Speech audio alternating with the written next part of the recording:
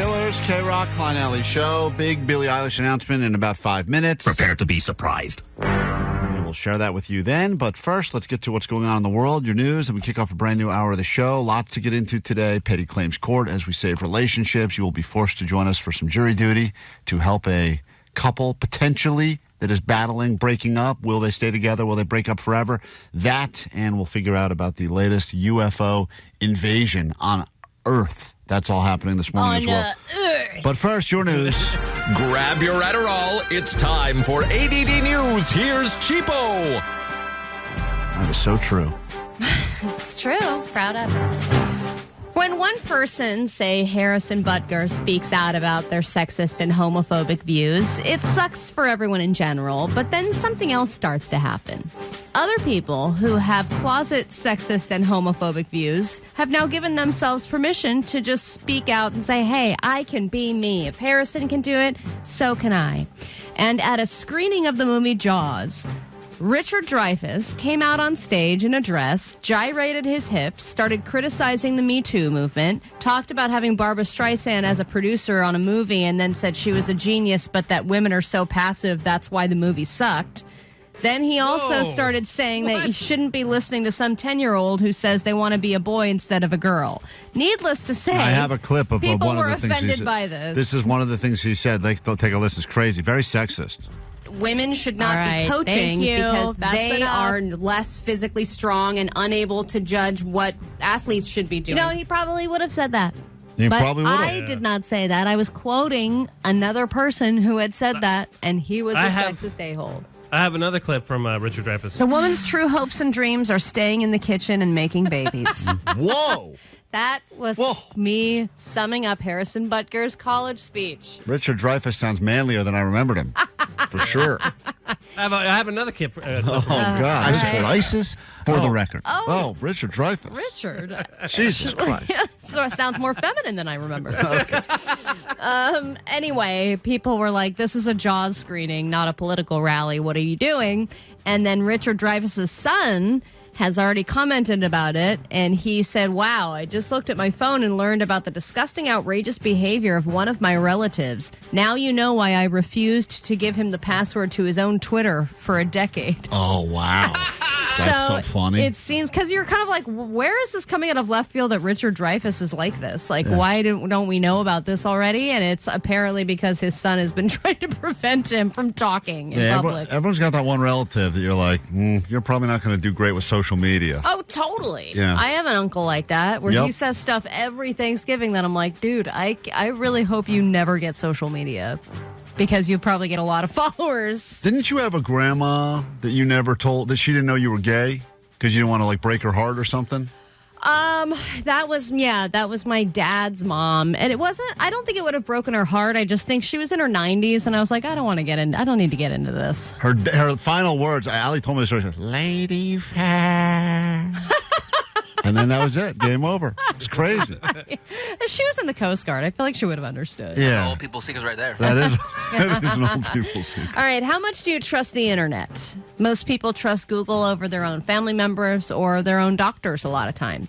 Now, Google has added a new feature called AI Overviews. And the idea behind it is that you type something into Google, like a question, and instead of having to click on all the links that show up, it would just give you a basic summary above all the links with the answer, so that you don't need to go clicking around and finding the answer, right? Smart. Some of this is already incorporated in your basic Google search tool. So the thing is, it's got some kinks that they're trying to work out. And if you ask it certain questions, it reveals answers like this. Like one of the questions was how to make cheese not stick to pizza. And it says a number of things, and then it says you can also add about an 1/8 cup of non-toxic glue to the sauce to give it more tackiness. Oh. It also, in another question, suggested that eating one small rock per day is beneficial for your health. See, this is the problem with the AI, is that it's good 90% of the time, but then 10%, they haven't figured out the little glitches. So there are going to be people going around eating rocks and glue, but those idiots are going to do that, even if it's game over. I mean, that's Darwinism at its finest. Yeah, but this is also maybe a slow robot takeover, right? They're like, you're going to trust us? We're going to tell your dumbass to eat a rock a day, and then you're all going to be dead, and we're going to have less people to fight. Ellie, I know we don't wish death on people, but let's be honest. If all of the people that are told to eat rocks go out and actually eat the rocks and die, doesn't that just make our lives better? Because we're not going to be doing that. My kid already eats rocks, and he's doing fine. Yeah, Ellie built that whole rock buffet in her yard. Kid loves that thing. The world famous KROQ. Klein Alley Show. KROQ. Foo Fighters. That's correct. Good job, Bob. Let's get to your news right now, and then we'll kick off a brand new hour of the show, complete with a petty claims court. When you hear the situation going on between this, are they dating or married, Vanessa, this couple that's joining us? I don't know that. You don't know if they're dating or married? I don't want to say they're dating because what if they're married? I don't know that information right now. When you hear the reason that they are coming to petty claims court, I promise you are dealing with something similar in your relationship, and I don't know which way this will go. Usually I feel like I have an indication, Allie. I go, I know who's going to win this round. Mm-hmm. This one, it could go either way, but I'm telling you right now, it is so incredibly frustrating if you are not the person in the relationship that does what this person does. And there are different versions of this. Oh, yes. There are lots of versions. So we'll get to that coming up next hour on the show. Right now, though, let's find out what's going on in the world, and then we'll give you some sold-out Billie Eilish tickets. Grab your Adderall. It's time for ADD News. Ooh, bubble wrap. All right, it seems to be really easy to sneak in and out of places lately. Cars. Lock cars in parking lots. That's true. That's the toughie. There are 2 more prison escapes making the news. 1 person snuck out of a prison in Hollister, and then there were 4 that snuck out of a prison in Louisiana. And then locally, you have all those teenagers who are sneaking into various places in Southern California, like the Intuit Dome, to shoot baskets. They've also apparently snuck into SoFi and Dodger Stadium, and now they have hit up Knott's Berry Farm, and they used fire hydrants and trees to scale the fence and get in, and then they recorded themselves going on rides and enjoying the park, and again, no masks on, showing their faces just like they did last time, and it's insane that they're able to continue doing this and go to so many places while still roaming free with no consequences. But it's cool to see somebody ride rides without a line. Yeah, but don't you also, when you look at a place where you're not supposed to go, think to yourself, I always do this when I'm at an airport, when they have lots of doors, do not enter, or personnel only. I always kind of play the game with myself. How would I get in there? Could I get through there? And I always feel like I could. I always do that at festivals.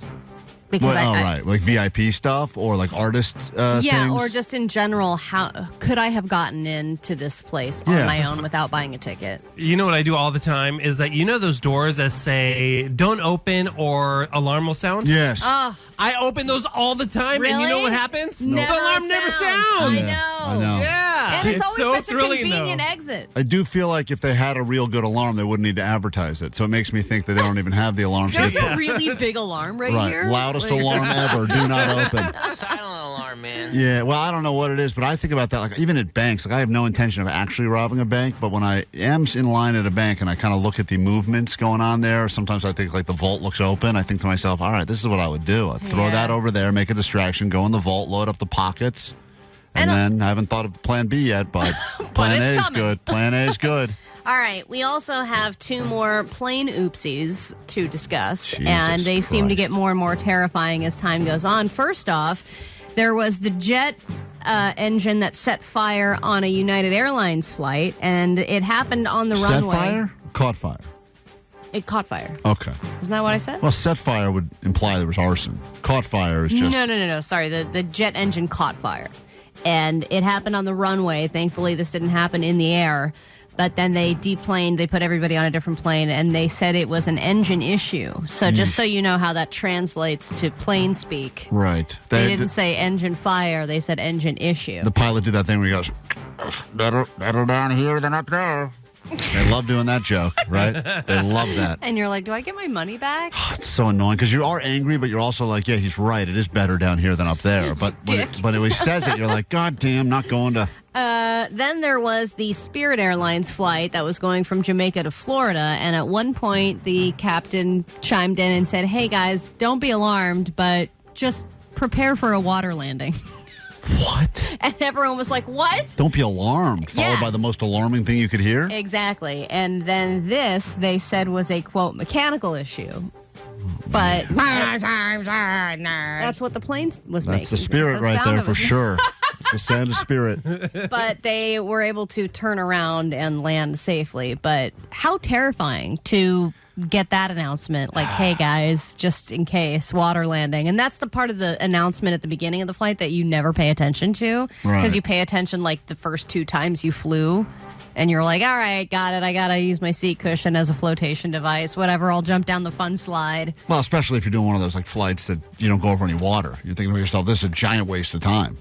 This water landing, in case of water landing, like I'm flying from here to Vegas. What are you talking about? There's no water. In case we crash in the Bellagio fountains, I need to know where this thing is. And then finally, I think it's always been kind of a flex to have brand new shoes that look pretty much unworn, right? I think it's still kind of a thing. You know what's funny is that I remember the good old days when you'd have new shoes, and that was insulting, and you'd have to scuff them up to make them not look new. So that's what's happening again now. Oh, thank God. Is that... Really? Yeah. I got a bunch of dirty shoes. People are paying hundreds of dollars for dirty shoes to show off that they don't care about nice shoes anymore. But then they're still paying hundreds of dollars for shoes, but they're paying hundreds of dollars for shoes that look used. And let me tell you, before you go spending hundreds of dollars, there's a lot of them at Goodwill. They've got pre-scuffs, they've got mystery stains, they've got weird creases in them that you didn't know could be there. So just have at it. That'll make you look very nonchalant. This is why...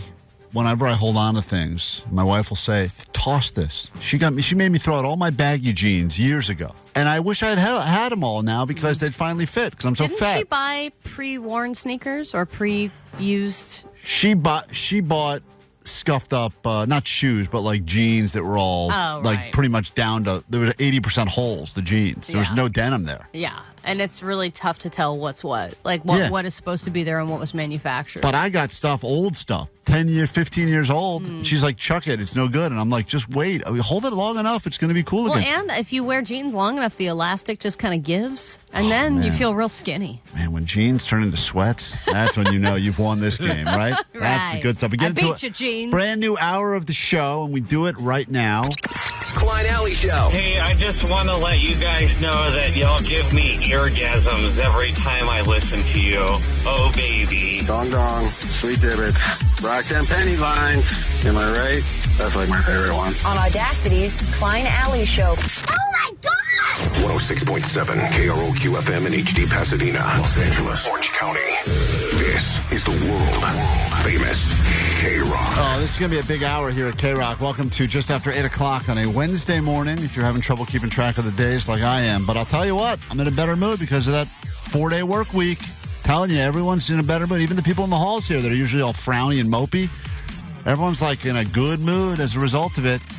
We'll get into this hour, UFO investigation. Our expert who works as the director of the international investigations of all of the unidentified flying objects will be joining us. His name actually, Allie, is Bob, believe it or not. Our second Bob on the show today. Klein Alley Show. KROQ. KROQ. Klein Alley Show.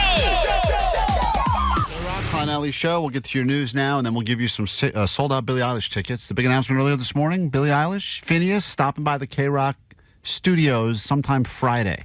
Not exactly sure when it'll happen, but be listening because we'll get you extra access to their sold-out shows, and we'll have an opportunity to sit down and catch up with Billy and Phineas, new album out. We'll talk all about it, plus other things going on.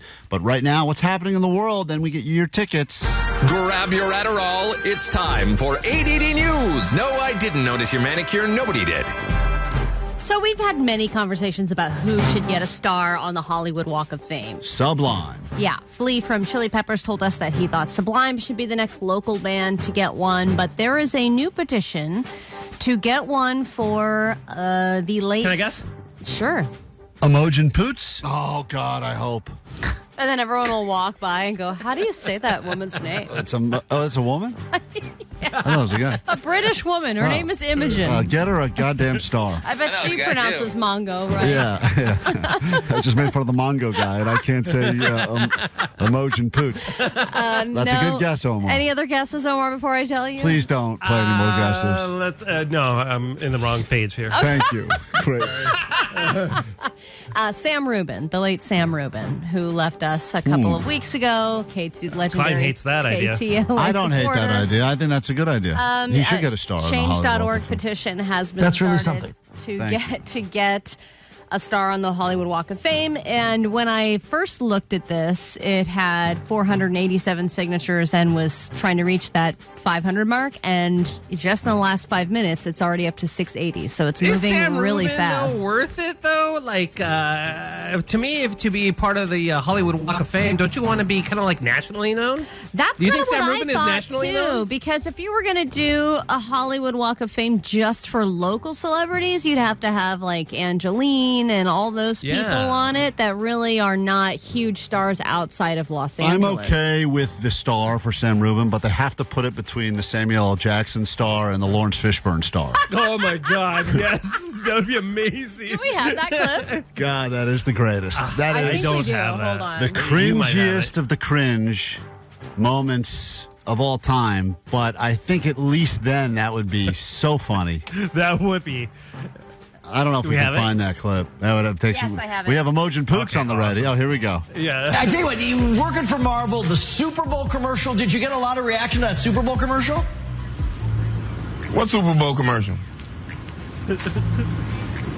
Oh, you know what? I've been my mistake. You know what? See, you're as crazy as the people on Twitter. Right. I'm not Lawrence Fishburne. That's my fault. I know that. That was my fault. My mistake. You know what? We don't all look alike. You're all black and famous. You are guilty. I am guilty. Next question. Next question. I am guilty. That is Hall of Fame, Walk of Fame. I will start a material. new petition to make sure if it does happen, and that's the star. It's right between those two guys' stars, which I think would be great. All right, we are entering a very important time in fast food culture because it is finally happening. We are going back in time with prices. When fast food places first gained popularity, you could get a whole meal for $1.